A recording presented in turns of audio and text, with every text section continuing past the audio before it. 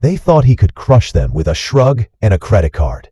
He thought power was a suit and a name. Tonight, in the underground of a downtown parking garage, the man who'd never known consequences would learn his first, and it would destroy everything he'd built. Austin Whitman's hand closed around Jenna Santos's throat, as if she were nothing more than a stain on his evening. The heir to Whitman Properties, cocky, drunk, and wrapped in privilege, pressed her against the cold concrete of the tower's private lot, like a man demonstrating ownership of the world. "Your mother ruined my shirt," he snarled, breath reeking of expensive liquor. "People like you should learn respect." Jenna's face never betrayed panic. Her eyes stayed unnervingly calm, the calm of someone who had lived inside pressure and learned to breathe through it. Austin saw a girl he could intimidate.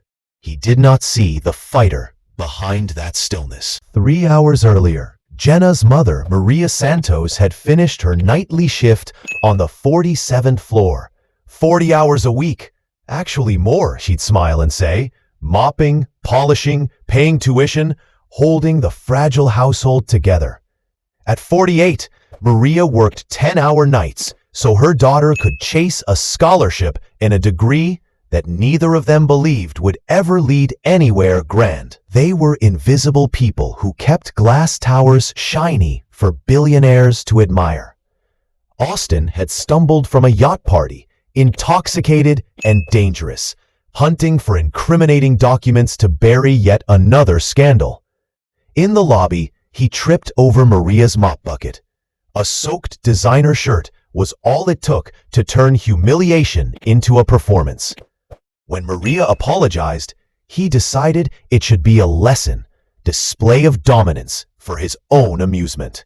He took Maria's phone, typed a message to Jenna, pretending to be her. "Come help me in the parking lot, now." And when Jenna arrived, he cornered her like a predator in a suit. But Jenna Santos had a life nobody at the tower suspected. For 5 years, she had trained between classes, in garages and grimy gyms where the lights were never bright enough and the air tasted of chalk and iron. She fought under the name Silent Storm, a shadow the local circuits whispered about.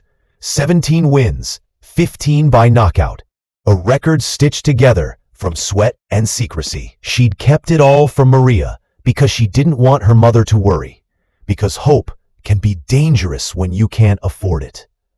Austin tightened his grip. "You're going to learn manners," he said, "and your mother will watch." Jenna's lips curved into a small, impossible smile. Not a smirk, not out of confidence, just a quiet readiness. She felt the angle of Austin's weight, the way liquor made his base unstable. She felt his wrist twist the wrong way when he used 2 hands. She felt the micro imbalances that every boxer studies in the gym for hours. Foot placement, breathing, reaction, the micro moment when arrogance becomes a flaw. "Why don't you let go?" she asked softly. He laughed, a cruel bark. "Or what?" Behind the glass security door, Maria pounded and screamed for help. She tripped the alarm, but the tower's security system was a bureaucracy. Rules, protocols, radios tuned out by men used to ignoring small people. It would be minutes, maybe long minutes. Austin's free hand began to move toward his belt. His grin turned predatory. "1 word from me and your mother's done," he whispered, the words like acid. Jenna remained still. People like him were dangerous because they meant what they said. But Jenna had spent 5 years converting danger into leverage. She had friends, fighters and fighters' friends, coaches. A tiny network of people who knew how to move in shadows and make noise. One of them was Marcus Chen, a classmate, son of a private investigator, a quiet kid with a bitter past. Marcus had been collecting pieces of the Whitman story for months. He'd watched them drug and bully and silence girls. He'd watched families folded into settlements. Marcus knew secrets. He also knew how to set a trap. While Austin tightened his grip and boasted about family power, Marcus had been working with Jenna, They'd hatched a plan so surgical it could be mistaken for coincidence. Marcus coded a message, a move that would trigger a cascade. Fake extortion, leaked photos, a flurry of DM exposures, contact with reporters, a student testimony timed to arrive at exactly the same moment. Jenna allowed Austin's false confidence to build. She measured breaths. She felt the pump of her own heart, slow and cold, like a metronome. When she finally moved, it was precise.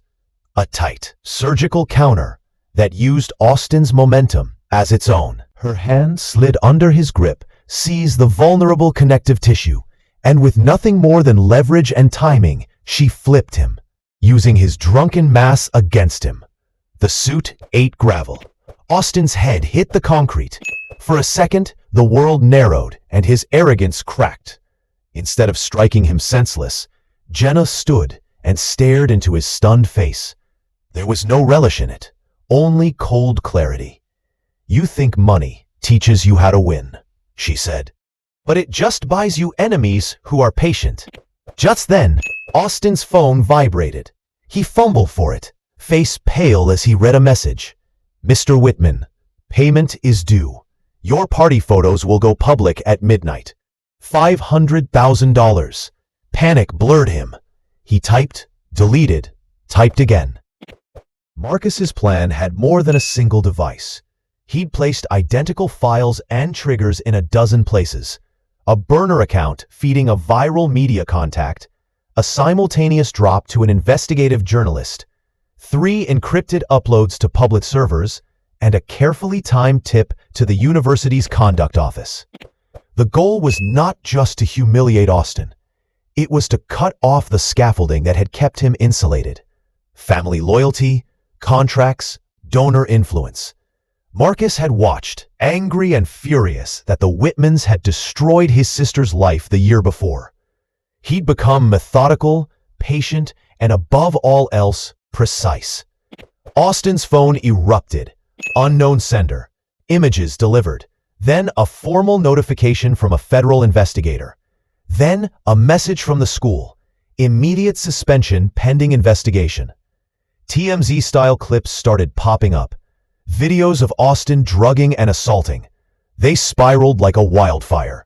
For the first time, the world that had always bent for Austin did know. The first calls were frantic hide-and-seek with lawyers.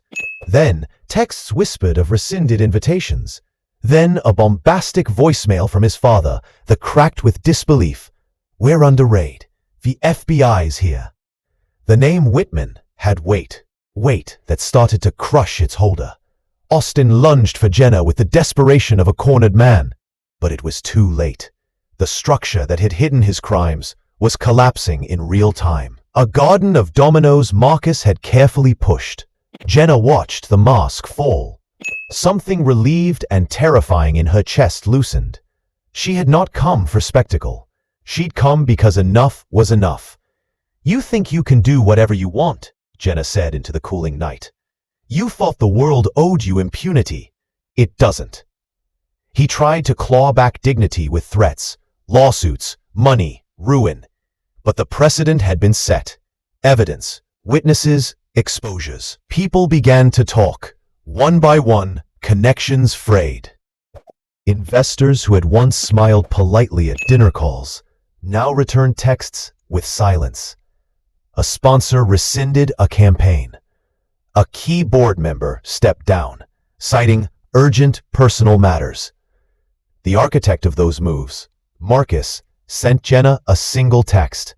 Now. Jenna knew the timing had to be tight. Every heartless empire had a moment where the public's fury and the legal system's machinery synced. That moment was tonight. Security finally burst through the service door, not to rescue Maria, but to contain a PR disaster. Their radios crackled about an assault and a high-profile client. Austin's father arrived in a dark sedan, a cyclone of panic and instructions and calls to lawyers. But the world had no more patience for polished excuses. For once, money did not buy breath. Jenna never wanted to be a villain. She did not relish watching a man's life break like glass. But she had watched him and his kind use silence as a weapon for years, and silence was a terrible currency when you were poor and tired. Tonight, she chose to spend it.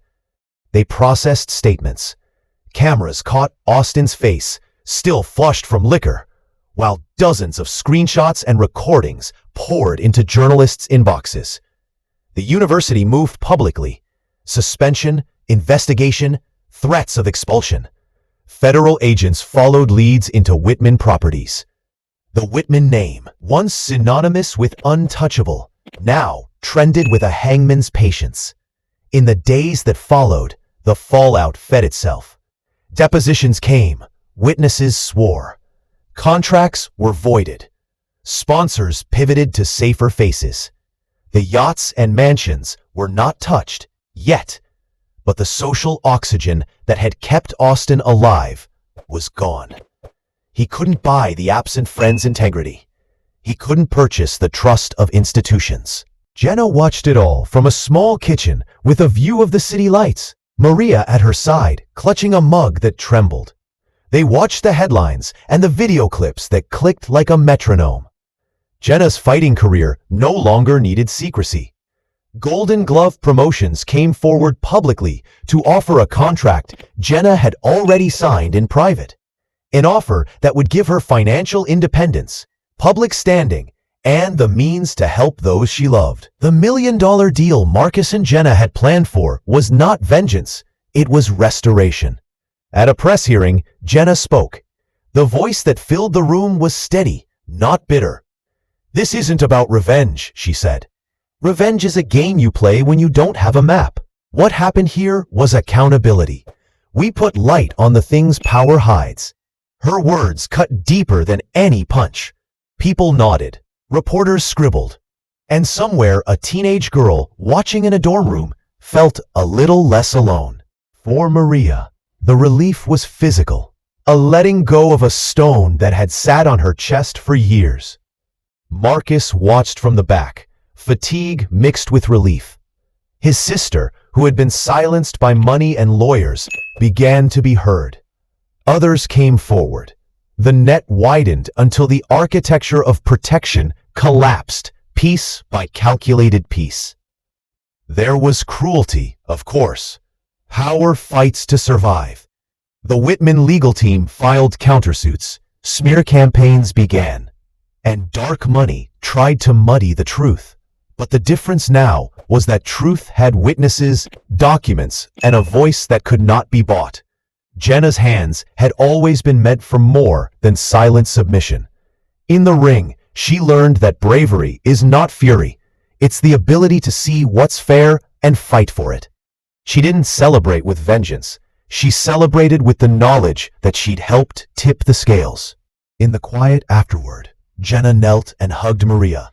"We did it," Maria whispered, voice breaking. Jenna smiled, taste of iron and ozone and relief on her tongue. "No," Jenna corrected softly. "You did it. You kept us working. You taught me to stand." This story is about more than one spoiled fool learning a lesson. It's about what happens when the invisible are finally seen, when a quiet strength meets the arrogance of privilege. True power isn't the ability to crush someone with wealth or fear. True power is standing up for what's right, even when the odds and the suits are against you. If you believe justice should hurt the guilty and lift the innocent, hit subscribe, because this was only step one.